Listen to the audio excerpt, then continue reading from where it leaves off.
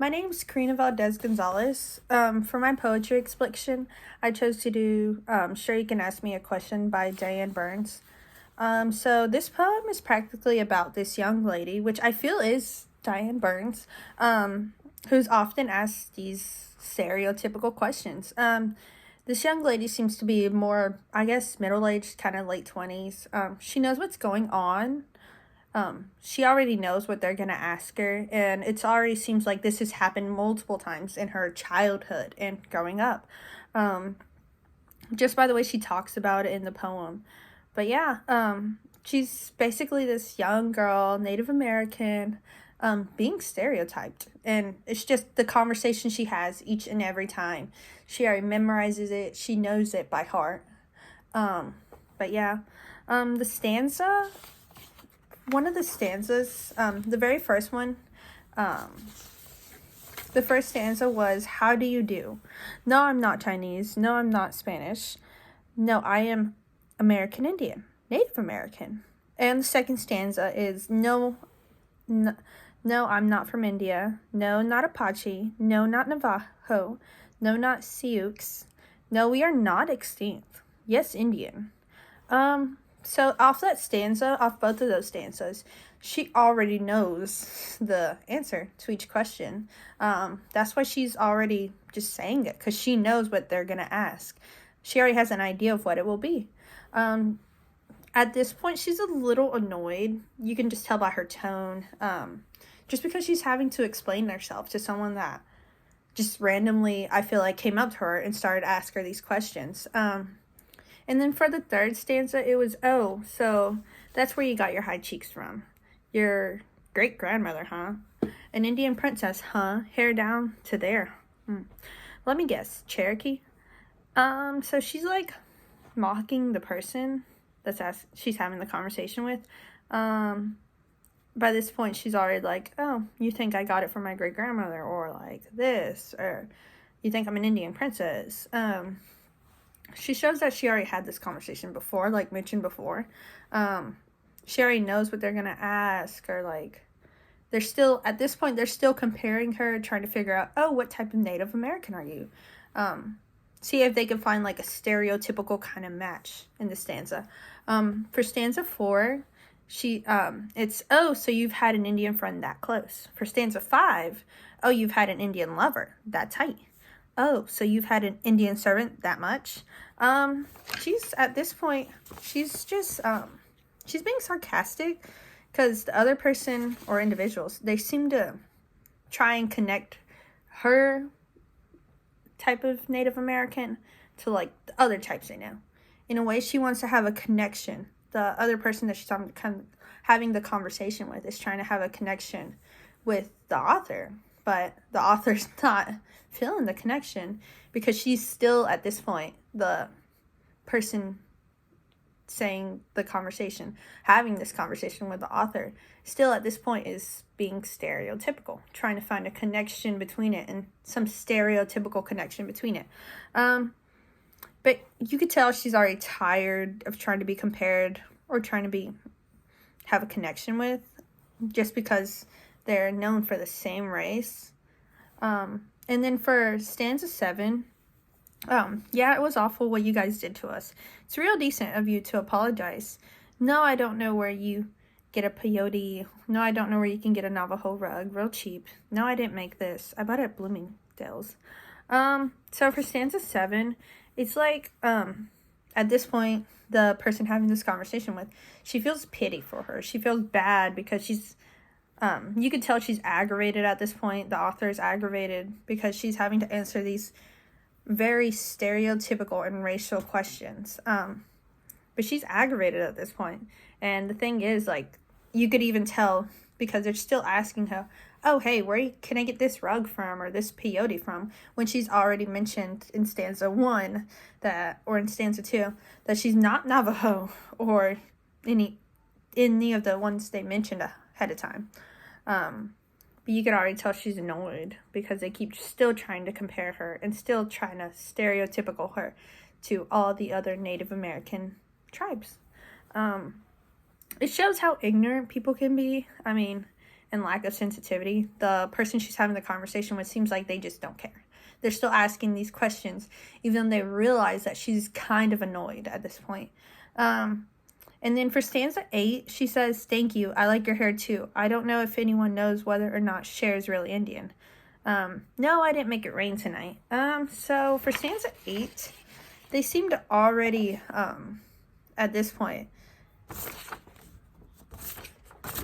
for stanza 8, they're like trying to draw attention away from her identity as an Indian.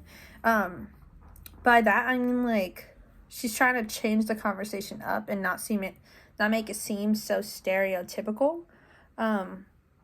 It's like she realizes she's annoyed, so she's trying to ease the conversation, but yet in the next stanza she goes back to being the person she's having the conversation with. She goes back to being this stereotypical person. So in the next stanza, stanza 9, she says, "Yeah, spiritually, yeah, spiritually, Mother Earth, yeah, spiritually."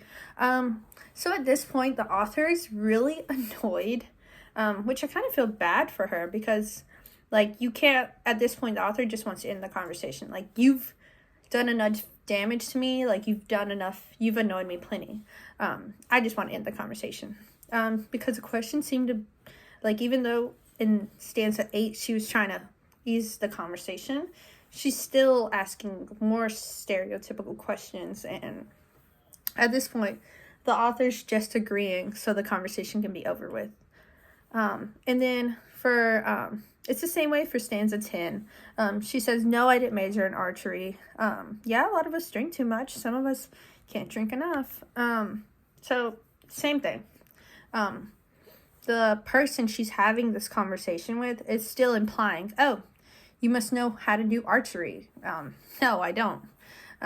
She's trying to put these stereotypical ideas into this author and like trying to imply, "Oh, you must know how to do this, you must know how to do that," even though it's crazy because like stanza 8 she's trying to ease the conversation away from that and be a little bit more polite, because I mean in stanza 8 she said, "Thank you, I like your hair too," but at the same time it's not getting any better. But for stanza 11, it's "This ain't no stoic look, this is my face."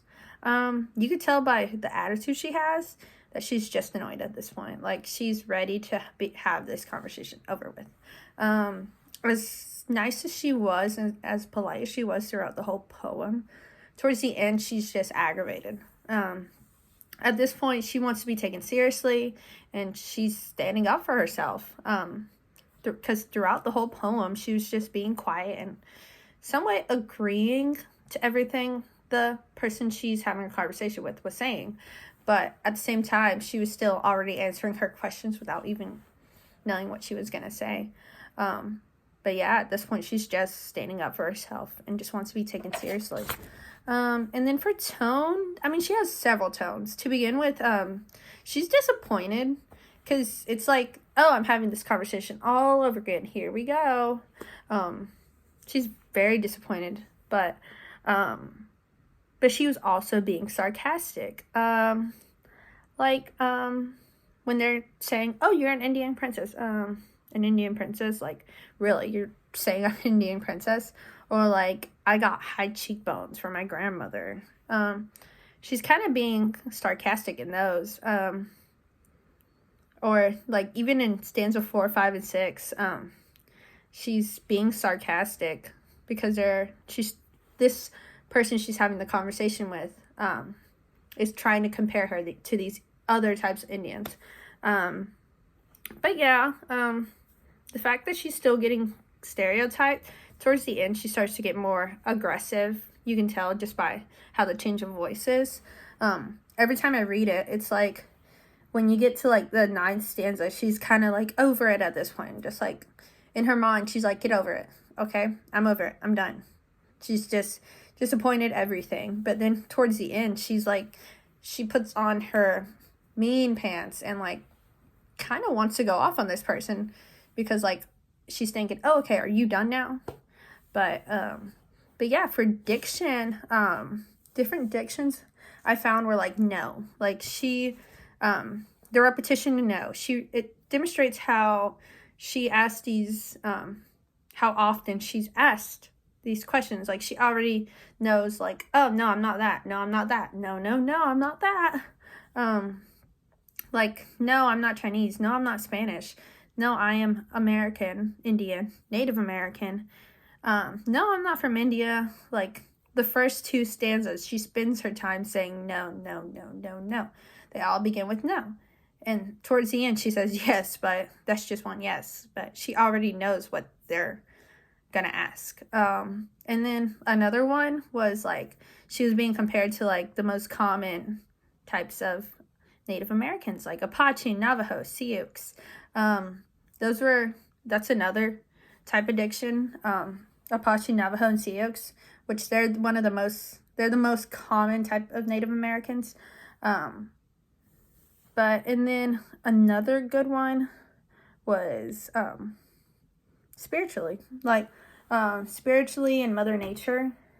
At this point, she's kind of just agreeing, like with the whole and she's just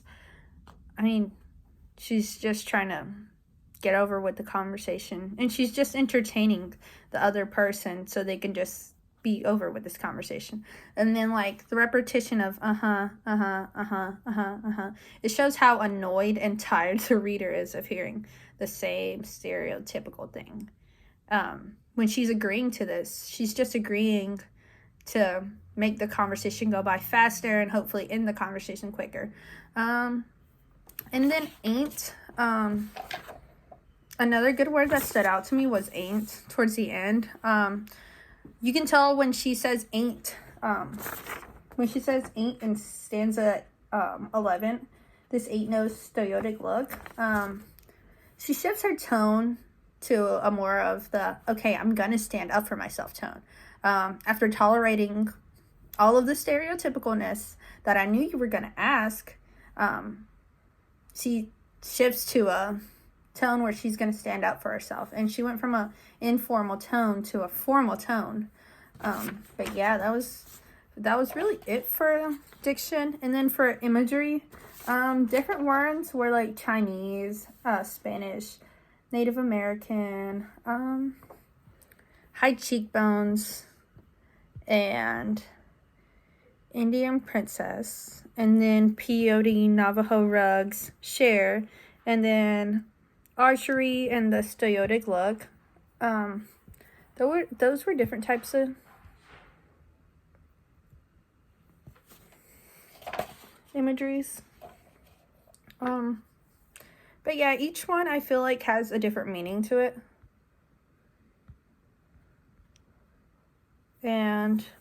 But yeah, and then different symbols I feel like caught attention to me were, like the peyote and the Navajo rugs. For me, those were like,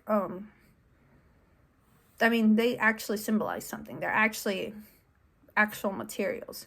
But do they relate to her? No. She doesn't really have anything to do with that. But yeah, they're actual symbols, but they don't actually relate to her. They're symbols of like, the actual things, but at this point, she's still being asked the same question. If she knows where to get this. If she knows where to get that. They symbolize a whole nother type of Native American that she has no relationship to.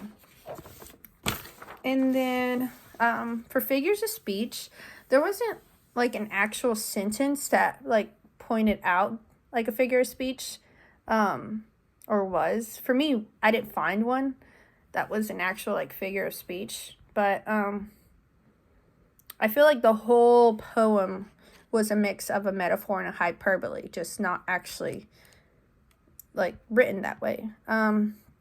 Because like she was, through the whole poem, she was being compared.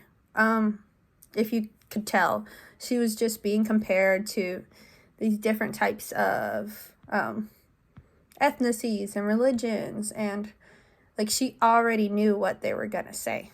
But yeah, it's just she was being compared, even in the first stanza, that's really the main part where she gets compared.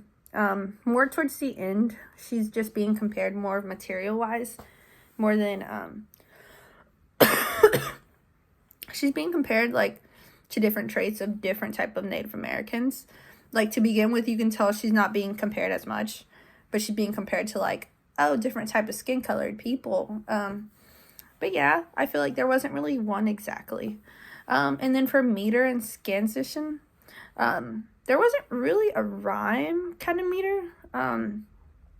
There wasn't really no type of rhyme or, like, structure in it. It was more of a conversation, more than it was anything. Same with, like, rhyme scheme. Like, none of the poem rhymed. It was really just a straightforward conversation. There was no really rhythm to it. But yeah, it was, and then for poetic forms, for free verse or open form, I feel like it was more of a free verse. Same with, like, blank version. Blank version's more of, like, something with rhythm or something with order. This poem had no order. This was really just a free verse conversation. There was no rhythm or rhyme.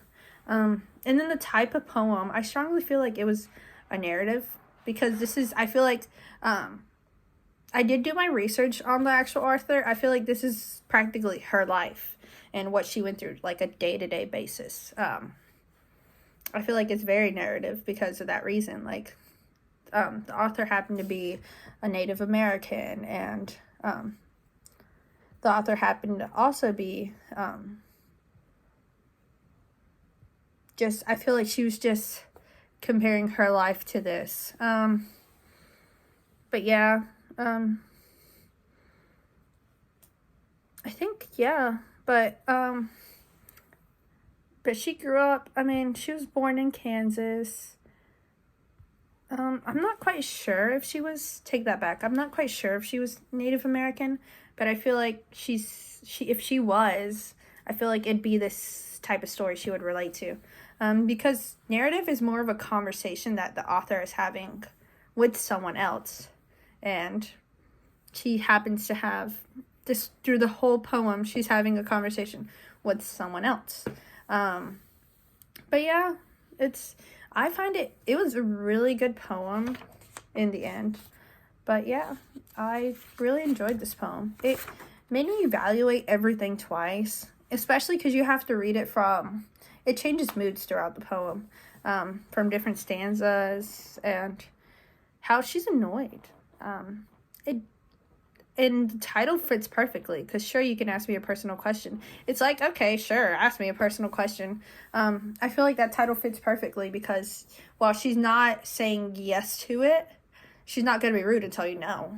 But yeah, I quite enjoyed this poem. It made me question, like, a lot, and, like, you realize how much people don't actually listen, or how much people really do all this. But yeah, that was my poem.